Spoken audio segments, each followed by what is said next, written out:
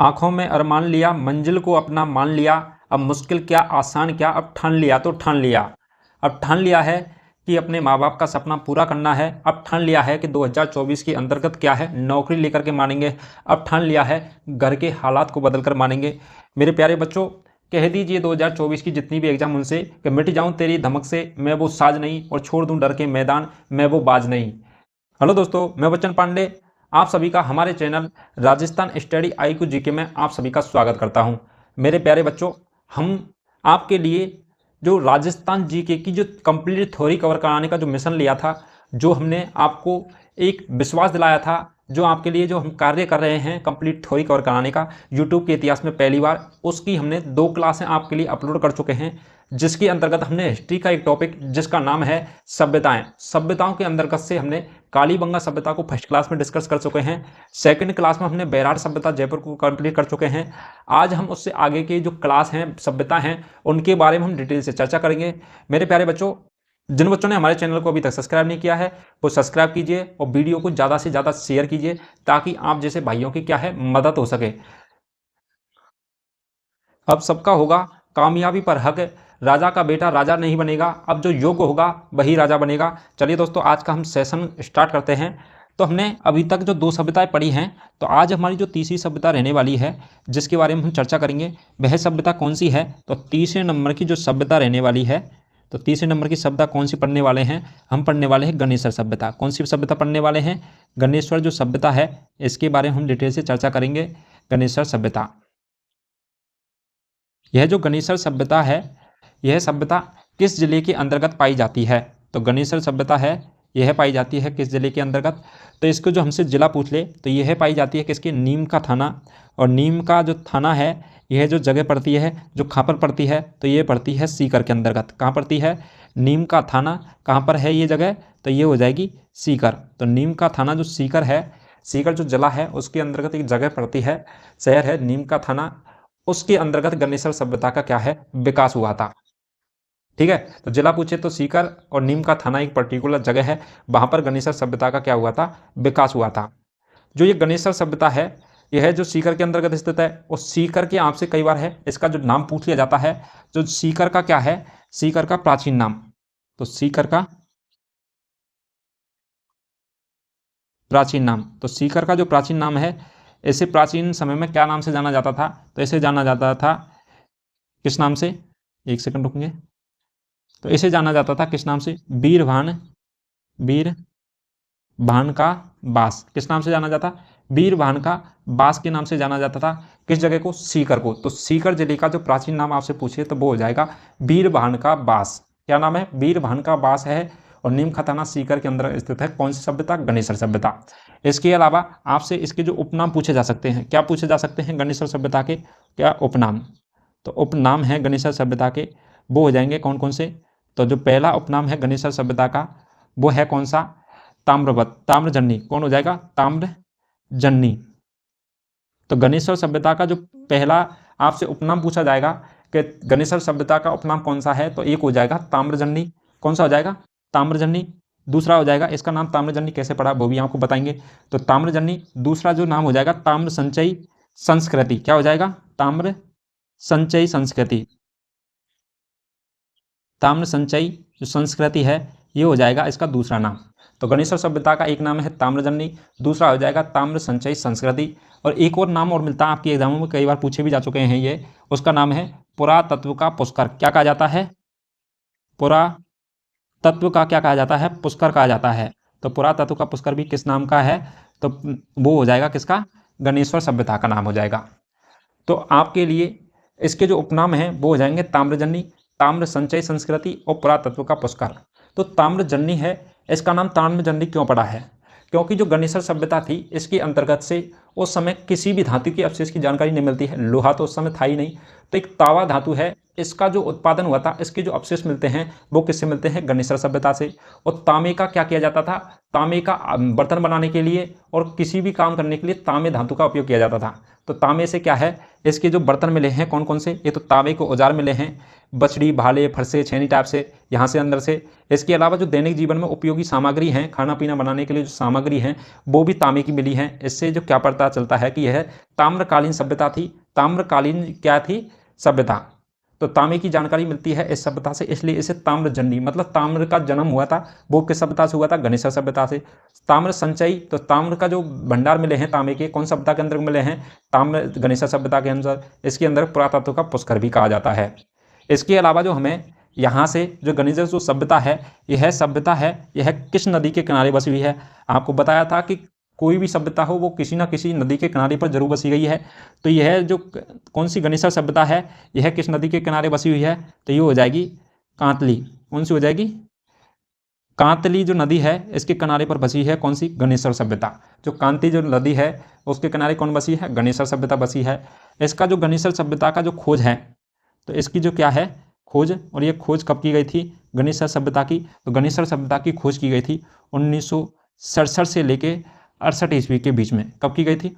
1967 से लेके 68 तक के बीच में की गई थी खोज। किसकी? गणेशर सभ्यता की। और इसके जो खोजकर्ता हैं, तो इसके जो खोजकर्ता हैं वो कौन हो जाएंगे? वो हो जाएंगे कौन? विजय कुमार। कौन है? विजय कुमार हैं। वो किसके खोजकर्ता हैं? तो वो हो जाएंगे गणेशर सभ्यता के। तो गणेशर सभ्यता की खोज 1967-68 ईस्वी में की गई थी। और 1967-68 ईस्वी में किसके द्वारा की गई थी? विजय कुमार घोष के द्वारा की गई थी। आपसे पूछा जाए कि बेरार सभ्यता की खोज 1922 ईस्वी में दयाराम साहनी ने की गई थी। बेरार सभ्यता किस में की गई थी? 1922 ईस्वी में दयाराम साहनी ने की गई थी, हमने कल पढ़ा था। इसके अलावा जो नेक्स्ट क्लास में पढ़ा था कि जो कालीबंगा सभ्यता है उसकी खोज कब की गई थी? तो खोज की गई थी 1952-53 ईस्वी में। किसके द्वारा? अमलानंद घोष के द्वारा की गई थी। ठीक है, चलिए अब नेक्स्ट देख लेते हैं। इसका जो उत्खनन है, क्या है? उत्खनन है गणेशर सभ्यता का। तो नेक्स्ट पॉइंट हो जाएगा उत्खनन। जो उत्खनन का कार्य है यह गणेशर सभ्यता के अंतर्गत कब किया गया था? तो यह किया गया था 1977 ईस्वी में। कब किया गया था? 1977 ईस्वी के अंतर्गत किया गया था। किसका? उत्खनन का कार्य गणेशर सभ्यता के अंतर्गत। उत्खनन जो करता है इसके, वो कौन हो जाएंगे उत्खनन करता? तो वो हो जाएंगे, इसको उत्खनन करता हो जाएंगे आरसी अग्रवाल। कौन हो जाएंगे? आरसी अग्रवाल। तो आरसी अग्रवाल हैं, वो उत्खनन करता होंगे किसके? गणेशर सभ्यता के उत्खननकर्ता कौन हो जाएंगे? आरसी अग्रवाल।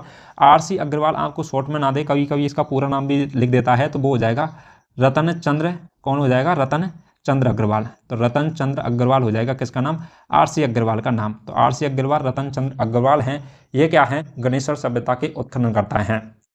इसके अलावा जो यहाँ से नेक्स्ट जो जानकारी मिलती है वो देख लेते हैं। तो आपसे जो कालीबंगा है, तो कालीबंगा सभ्यता का क्या पूछ ले? काल पूछ ले आपसे कि कालीबंगा सभ्यता किस काल की है? तो ये हो जाएगी प्राग ऐतिहासिक काल की। किसकी हो जाएगी? प्राग ऐतिहासिक काल की हो जाएगी। किसकी हो जाएगी? प्राग ऐतिहासिक काल की सभ्यता हो जाएगी। तो इसका काल कौन सा हो जाएगा? प्राग ऐतिहासिक काल। और जो कालीबंगा सभ्यता थी वो किस काल की थी? आदि ऐतिहासिक काल की थी। ठीक है, तो यह प्राग ऐतिहासिक जो काल है इसकी सभ्यता है।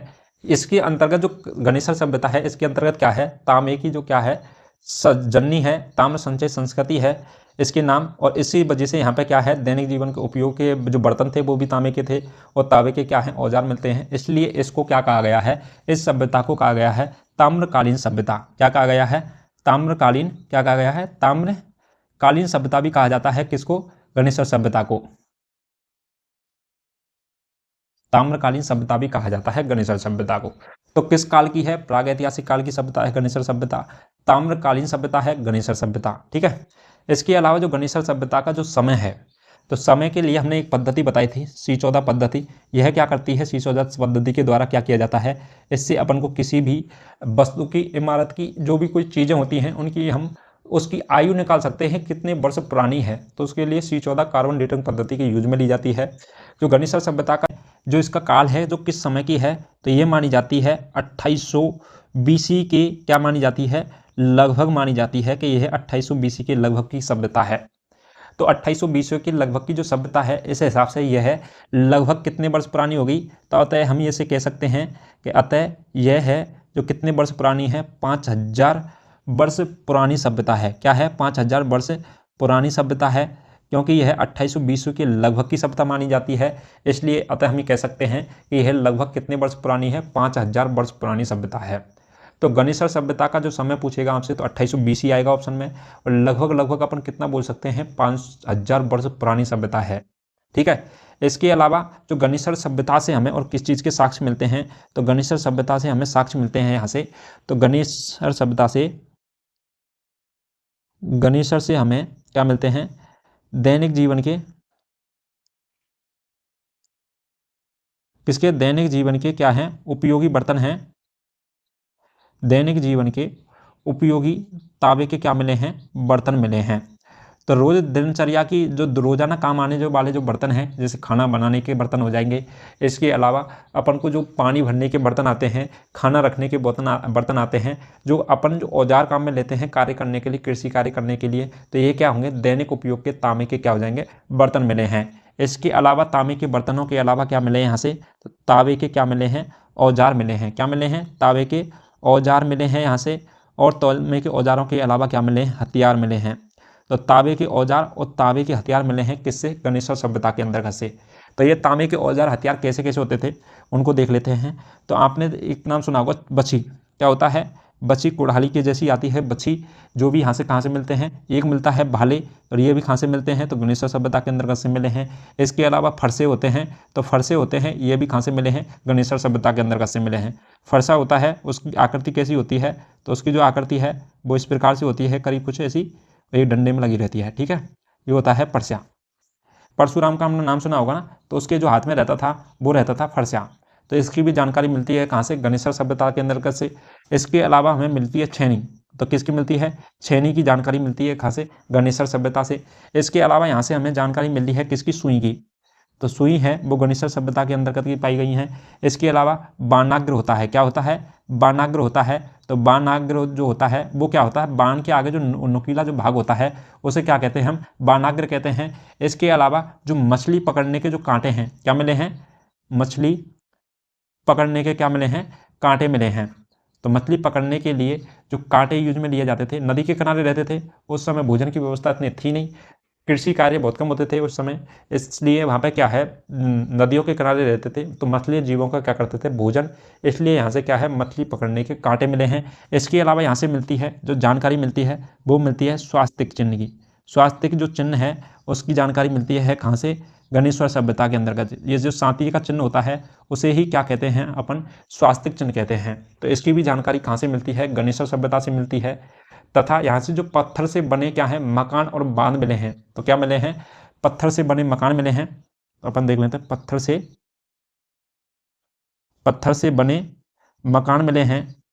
और यहाँ से एक और जानकारी मिलती है, इसके अलावा जो बांध होते थे, तो बांध कैसे होते थे, तो छल्लेदार मिट्टी के क्या मिले हैं, बांध मिले हैं।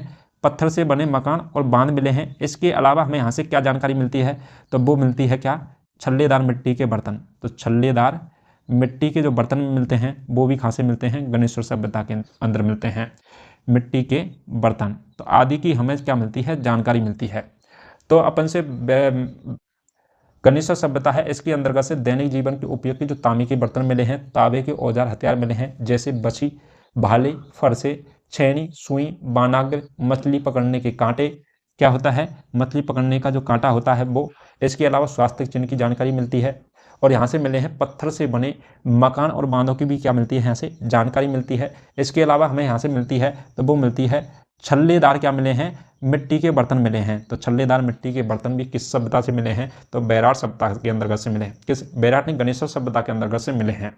इसके अलावा जो हमें यहाँ से एक और जानकारी मिलती है वो किस चीज़ की जानकारी मिलती है, वो मिलती है यहाँ से जो गणेशर सभ्यता के जो काले और लाल, जिसको बोलते हैं कपीस वर्ण, क्या मिले हैं, मृदभंड मिले हैं। मृदभंड बोलते हैं मिट्टी के बर्तन।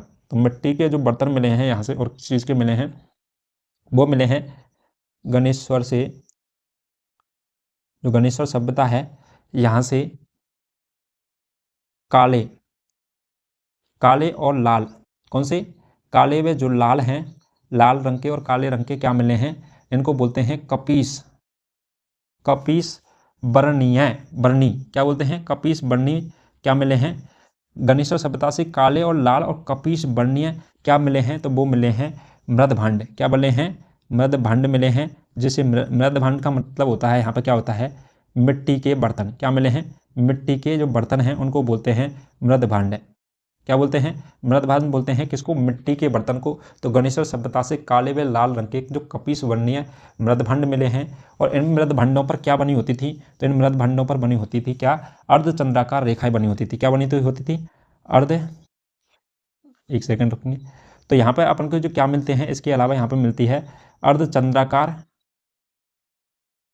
अर्धचंद्राकार क्या मिली हैं, रेखाएं मिली हैं किस पर, मिट्टी के बर्तनों पर।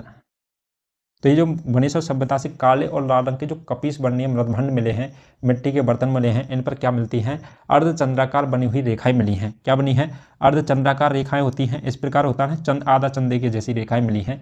कहाँ से मिलती हैं अर्धचंद्राकार रेखाएं, तो वो मिलती है गणेशर सभ्यता के मृदभांडों पर। चलिए दोस्तों, आज जो अभी हमने पढ़ा है गणेशर सभ्यता इतनी ही थी, जिसकी हमने बढ़िया बढ़िया टॉप जो चीज़ें थी आपके एग्जामों की दृष्टि से उनके बारे में देख चुके हैं। एक बार इसका रिवीजन और कर लेते हैं क्विकली, तो वो देख लेते हैं। तो जो गणेशर सभ्यता है वो नीम का थाना सीकर के अंतर्गत है। कहाँ पर पाई जाती है, तो किस जिले से संबंधित है, सीकर से, और नीम का थाना सीकर से। ठीक है, इसके अलावा जो सीकर का जो प्राचीन नाम है, तो प्राचीन नाम हो जाएगा वीरभान का बास। क्या हो जाएगा, वीरभान का बास है गणेशर सभ्यता का प्राचीन नाम। इसके जो उपनाम है गणेशर सभ्यता के, वो हो जाएंगे ताम्रजन्नी, ताम्र संचयी संस्कृति और पुरातत्व का पुष्कर कहा जाता है गणेशर सभ्यता को। ठीक है, इसके अलावा जो ये किस नदी के किनारे बसी हुई है, तो ये बसी हुई है किस नदी के, कांती नदी के किनारे। किस नदी के किनारे बसी हुई है, तो कांती नदी के किनारे बसी हुई है। इसकी जो खोज है वो की गई थी 1967-68 ईस्वी में विजय कुमार के द्वारा। किसके द्वारा की गई थी, 1967-68 ईस्वी में विजय कुमार के द्वारा की गई थी। इसका जो उत्खनन कार्य है 1977 ईस्वी के अंतर्गत किया गया था। किसके द्वारा, RC अग्रवाल, रतन चंद अग्रवाल के द्वारा किया गया था। नेक्स्ट हो जाएगा कि जो यह गणेशर सभ्यता है, इसका जो काल है वह कौन सा हो जाएगा, तो वो हो जाएगा प्राग ऐतिहासिक काल। कौन सा काल हो जाएगा, प्राग ऐतिहासिक काल हो जाएगा। और यह सभ्यता कौन सी है, ताम्रकालीन सभ्यता है, क्योंकि तांबे का यहाँ पर यूज सर्वाधिक हुआ है। कार्बन 14 सी डेटिंग पद्धति है जिसके से काल निकाला गया था, तो ये मिलती है लगभग 2800 BC के लगभग की। कितनी मिलती है, 2800 BC के लगभग मिलती है। अतः अपन इसे क्या कह सकते हैं कि यह लगभग कितने वर्ष पुरानी है, तो 5000 वर्ष पुरानी है। गणेशर सभ्यता से दैनिक जीवन के उपयोग के क्या मिले हैं, बर्तन मिले हैं अवशेष के रूप में। इसके अलावा तांबे के जो औजार हैं, औजार के अलावा जो हथियार हैं, तो तांबे के क्या हैं, औजार हथियार हैं, उनकी जानकारी मिलती है। तो तांबे के औजार हथियार कैसे होते थे, बच्ची, भाले, फरसे, छेनी, सुई, बाणाग्र हैं, और या क्या है, मछली पकड़ने के जो कांटे हैं उनके भी क्या मिलते हैं, अवशेष मिलते हैं। ठीक है, और एक मिलता है स्वास्तिक चिन्ह की जानकारी। किसकी मिलती है, स्वास्तिक चिन्ह की भी जानकारी कहाँ से मिलती है, तो गणेशर सभ्यता से मिलती है, बाणाग्र। ठीक है, क्लियर लिख देता हूँ आपके लिए। इसके अलावा मछली पकड़ने के कांटे, ठीक है, कांटे कर देते हैं। इसके अलावा जो यहाँ से जो जानकारी मिलती है वो मिलती है पत्थर से बने मकान और बांध हैं, और छल्लेदार क्या मिले हैं, मिट्टी के बर्तन मिले हैं। इसके अलावा यहाँ से गणेशर सभ्यता के अंदर से काले व लाल रंग के जो मृदभांड मिले हैं, मिट्टी के बर्तन मिले हैं, काले व जो लाल रंग के जो मिट्टी के बर्तन होते हैं उसे बोलते हैं कपीस वर्णीय। इन मिट्टी के बर्तनों पर क्या बनी होती हैं, अर्धचंद्राकार रेखाएं बनी होती हैं। इसके अलावा जो हम अब नेक्स्ट जो सभ्यता पढ़ेंगे वो पढ़ेंगे कौन सी सभ्यता, वो हो जाएगी, नेक्स्ट जो सभ्यता है वह कौन सी सभ्यता हो जाएगी, तो वो हो जाएगी रेड़ सभ्यता। कौन सी हो जाएगी, रेड़ सभ्यता है, रेड़ सभ्यता है, ये हो जाएगी। ठीक है, तो रेड़ सभ्यता है, रेड़ सभ्यता। तो ये सभ्यता है, यह सभ्यता किस नदी के किनारे पर बसी हुई है, रेड़ सभ्यता। तो पहली बात तो अपन इससे बात करते हैं रेड़ सभ्यता के बारे में। तो इसका जो जिला है, तो यह कौन सा जिला है, तो जिला हो जाएगा इसका किसका, रेड़ सभ्यता का जो जिला है वो हो जाएगा टोंक। तो टोंक है, जयपुर के पास में टोंक जिला पड़ता है, तो उसके अंतर्गत विकसित हुई है कौन सी, रेड़ सभ्यता। नेक्स्ट जो सभ्यता है वो हो जाएगी रेड़ सभ्यता। कौन सी हो जाएगी, रेड़ सभ्यता हो जाएगी। रेड़ सभ्यता है, यह सभ्यता किस जिले के अंतर्गत पाई जाती है, तो रेड़ सभ्यता पाई जाती है जयपुर के पास में एक शहर है, एक जिला है जिसका नाम है, कौन सा जिला हो जाएगा, टोंक। तो किस जिले के अंतर्गत पाई जाती है यह सभ्यता, तो टोंक जिले में पाई जाती है कौन सी सभ्यता, रेड़ सभ्यता। तो टोंक जिले में, तो रेड़ सभ्यता कहाँ पाई जाती है, तो ये पाई जाती है टोंक जिले के अंतर्गत पाई जाती है रेड़ सभ्यता। इसके अलावा जो रेड़ सभ्यता है यह किस नदी के किनारे बसी हुई है, तो आपसे इसकी जो नदी पूछ ले कि यह किस नदी के किनारे बसी है, तो यह बसी है किस नदी के किनारे, तो जिसे बोलते हैं ढील नदी। कौन सी हो जाएगी? ढील नदी के किनारे बसी हुई है ढील नदी। तो ढील नदी के किनारे पर रेड सभ्यता बसी गई है और यह सभ्यता टोंक जिले के अंतर्गत पाई जाती है। इसके अलावा यहाँ से जो एक और जानकारी मिलती है किस चीज़ की, कि यह जो समय है इसका, किसका? रेड सभ्यता का जो समय है यह कब से कब तक का माना जाता है? रेड सभ्यता का समय, तो इसका जो समय है तो वो समय माना जाता है कब से कब तक का? तो यह समय माना जाता है 300 बीसी से लेकर के, किससे? 300 बीसी से लेकर के कितने तक? 200 एडी तक। कितने तक माना जाता है? 300 बीसी से लेकर के 200 एडी तक का समय माना जाता है। किस सभ्यता का? रेड सभ्यता का माना जाता है। इसके अलावा जो रेड सभ्यता है इसके जो खोजकर्ता हैं रेड सभ्यता के, तो इसकी जो खोज हैं, तो खोजकर्ता कौन है? तो खोजकर्ता व इसके जो उत्खनन करता हैं वो एक ही है। क्या है? खोजकर्ता और उसके उत्खनन जो करता हैं, तो उसके खोजकर्ता उत्खननकर्ता एक ही हैं, जिसका नाम क्या हो जाएगा? तो उनका नाम है केदारपुरी। क्या है? केदारनाथपुरी। केदारनाथपुरी हो जाएगा किसका नाम? रेड सभ्यता के खोजकर्ता उत्खननकर्ता का नाम हो जाएगा केदारनाथपुरी हो जाएगा। ठीक है। इसके अलावा जो रेड सभ्यता के अंतर्गत से जो जानकारी मिलती है कि केदारनाथपुरी के द्वारा क्या है, यह इस तरह की खोज तो कर ली थी, लेकिन इसका जो उत्खनन है वो कब किया गया था? तो इसकी जो उत्खनन की जानकारी मिलती है तो वो मिलती है कब से कब तक?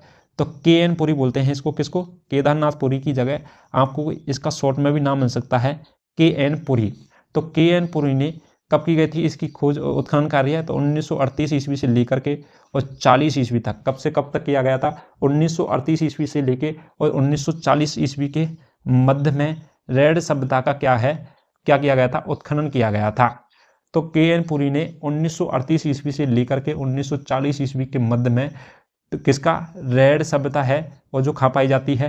तो टोंक में। तो रेड टोंक के जिले के अंतर्गत रेड सभ्यता का क्या किया गया था? उत्खनन किया गया था। क्या किया गया था? उत्खनन किया गया था। तो हमें इसके अंतर्गत रेड सभ्यता के अंतर्गत एक ही डेट मिलती है, जो कि उत्खनन की, खोज की कोई डिटेल नहीं मिलती है। खोज की गई थी केदारनाथपुरी के द्वारा, उत्खनन भी केदारनाथपुरी के द्वारा किया गया था। और KN पुरी ने क्या किया गया था? 1938 और 40 ईस्वी के मध्य में रेड सभ्यता का क्या किया गया था? उत्खनन किया गया था। इसके अलावा एक जो क्वेश्चन है यह है, कई बार पूछा जा चुका है एग्जाम में और यह इंपॉर्टेंट भी है। यह है कि रेड सभ्यता से लोहा सामग्री का क्या है? विशाल भंडार व उपक्रम मिले हैं। क्या मिले हैं? रेड सभ्यता के अंतर्गत से किसके मिले हैं? तो लोहा सामग्री के, किसके? लोहा सामग्री के। तो लोहा सामग्री का जो क्या है? विशाल भंडार, लोहा सामग्री का विशाल भंडार, और क्या मिले हैं? उपक्रम मिले हैं। तो क्या थे?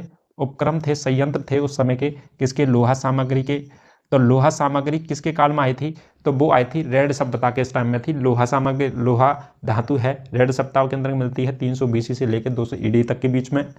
और इससे पहले क्या थी? तांबा धातु थी।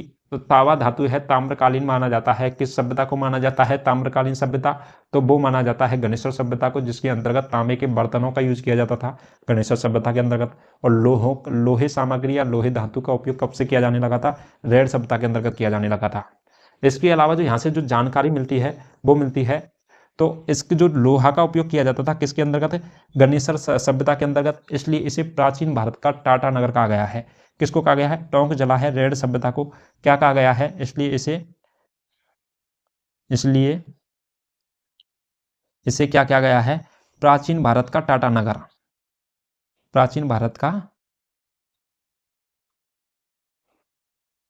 क्या कहा गया है? टाटा नगर कहा गया है। तो प्राचीन भारत का टाटा नगर के नाम से किसे जाना जाता है? तो रेड सभ्यता टोंक को जाना जाता है। किसे जाना जाता है? रेड सभ्यता टोंक को जाना जाता है प्राचीन भारत का टाटा नगर के नाम से। ठीक है। इसके अलावा नेक्स्ट जो देख लेते हैं, नेक्स्ट जो डिटेल मिलेगी इसके यहाँ से, तो रेड सभ्यता से शीशे के सिक्के मिले हैं। किसके मिले हैं? शीशे के सिक्के मिले हैं जिन पर मालव जनपद लिखा है। तो रेड सभ्यता से अन्य जानकारी किस चीज़ की मिलती है? तो रेड सभ्यता के अंतर्गत से क्या मिले हैं? रेड से सभ्यता के अंतर्गत से मिले हैं शीशे के, क्या मिले हैं? शीशे के सिक्के मिले हैं। तो शीशे के जो सिक्के की जानकारी मिलती है वो किससे मिलती है? रेड सभ्यता टोंक से मिलती है। मिले हैं सिक्के, क्या है? मिले हैं। इसके अलावा यहाँ से क्या मिलते हैं? तो वो मिलते हैं जिन पर जो सिक्के मिले थे किसके, रेड सभ्यता के अंतर्गत से, किस चीज़ के मिले थे, शीशे के। और इन पर क्या मिलती है, तो इसके पर मिलता है जिन पर मालव जनपद लिखा है। किस पर क्या लिखा है, इन सिक्कों पर मालव जनपद लिखा है, मालव जनपद। तो रेड सभ्यता के से अंदर जो शीशे के सिक्के मिले हैं उन पर क्या लिखा मिला था, मालव जनपदस, जनपदस लिखा हुआ है। क्या लिखा हुआ है, मालव जनपद लिखा हुआ है।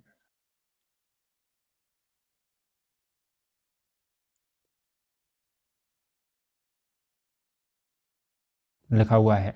इसके अलावा यहाँ से हमें क्या मिलती है, चांदी के लगभग 3000 आहत या पंचमार्क जो क्या है सिक्के मिले हैं।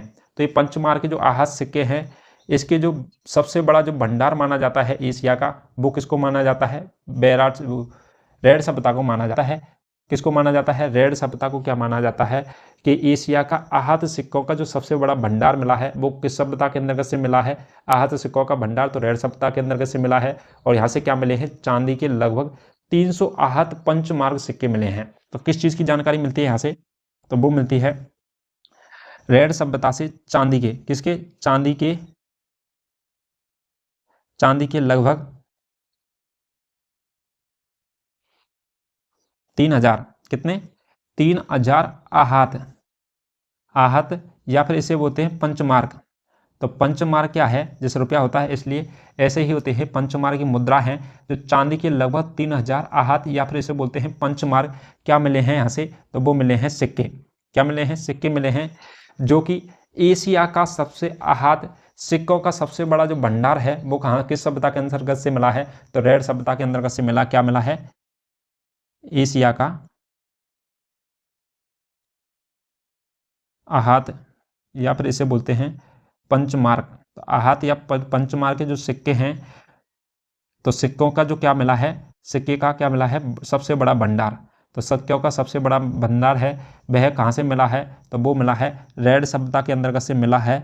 और यह इसके अलावा जो रेड सभ्यता है, तो रेड सभ्यता के अंतर्गत से क्या मिलती है, तो रेड सभ्यता से क्या मिलते हैं, रेड सभ्यता से मातृ देवी, कौन सी हो जाएगी, मातृ देवी है। तो मातृ देवी की जो क्या है मूर्तियाँ, तो मातृ देवी की मूर्तियाँ मिली हैं, किसकी, मातृ देवी की मूर्तियाँ मिली हैं। और तथा यहाँ से क्या जानकारी मिलती है, एक मिलती है गजमुखी। तो क्या है, गजमुखी जो यक्ष की जो प्रतिमा है, गजमुखी यक्ष है, जो यक्ष है उसकी जो प्रतिमा मिलती है, क्या मिलती है, प्रतिमा मिलती है। तो कालीबंग जो रेड सभ्यता है उससे क्या मिलती है, तो वो मिलती है मातृ देवी की मूर्तियाँ और गजमुखी यक्ष की क्या मिलती हैं, प्रतिमाएं मिलती हैं रेड सभ्यता के अंतर्गत से। तो अभी हम इसको रिपीट कर लेते हैं जो भी हमने इस रेड सभ्यता के अंतर्गत पढ़ा था। तो पहला पढ़ा था, रेड जो सभ्यता है यह किस जिले के अंतर्गत पाई जाती है, तो यह पाई जाती है टोंक के अंतर्गत। यह किस नदी के किनारे बसी हुई है, तो ढील नदी के किनारे पर बसी हुई है रेड सभ्यता। इसका जो समय माना जाता है रेड सभ्यता का, वो कब से कब तक माना जाता है, तो 300 BC से लेकर 200 AD तक माना जाता है।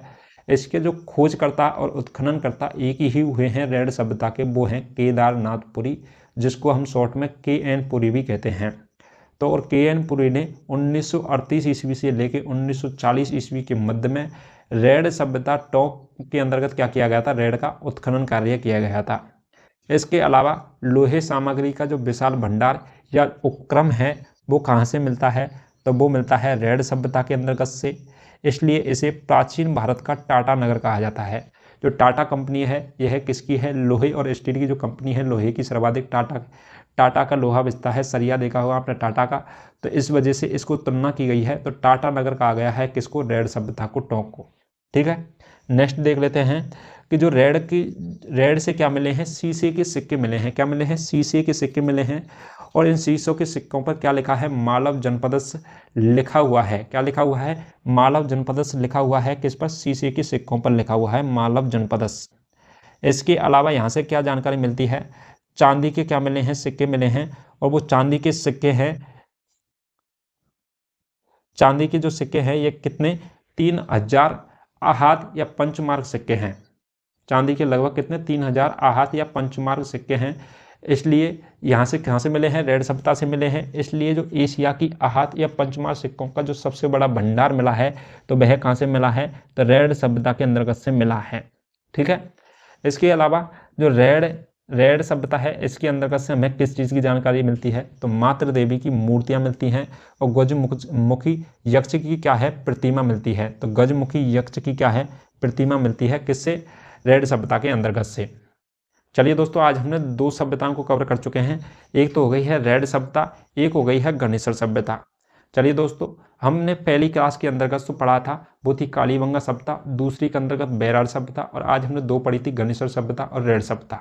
अगले वाली नेक्स्ट क्लास में आहड़ सभ्यता, और आहड़ सभ्यता के साथ साथ में और पढ़ेंगे बागौर सभ्यता। ठीक है, और बागौर सभ्यता के बाद में अपन पढ़ने वाले हैं कौन सी सभ्यता? तो बालाथल जो सभ्यता है, इनके बारे में आगे अब नेक्स्ट क्लास में चर्चा करेंगे।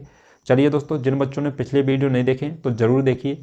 आप इन्हीं क्लासों में से नोट्स बना लीजिए, क्योंकि मैंने जो कंप्लीट थ्योरी है आपको करा चुका हूँ, और जो ये हमने हमारे जो PDF है इस पैनल की, डिजिटल बोर्ड के पैनल की, तो हम इसको आपको टेलीग्राम के अंतर्गत अपलोड कर दी जाएगी। लिंक आपके डिस्क्रिप्शन में दिया हुआ है, टेलीग्राम ज्वाइन कर लीजिए जिन बच्चों ने ज्वाइन नहीं किया है, और तैयारी को बेहतर तरीके से कीजिएगा। चलिए दोस्तों, आज के लिए इतना ही। अब मिलते हैं नेक्स्ट क्लास में, नेक्स्ट टॉप क्लास के साथ में। तब तक के लिए थैंक यू सो मच।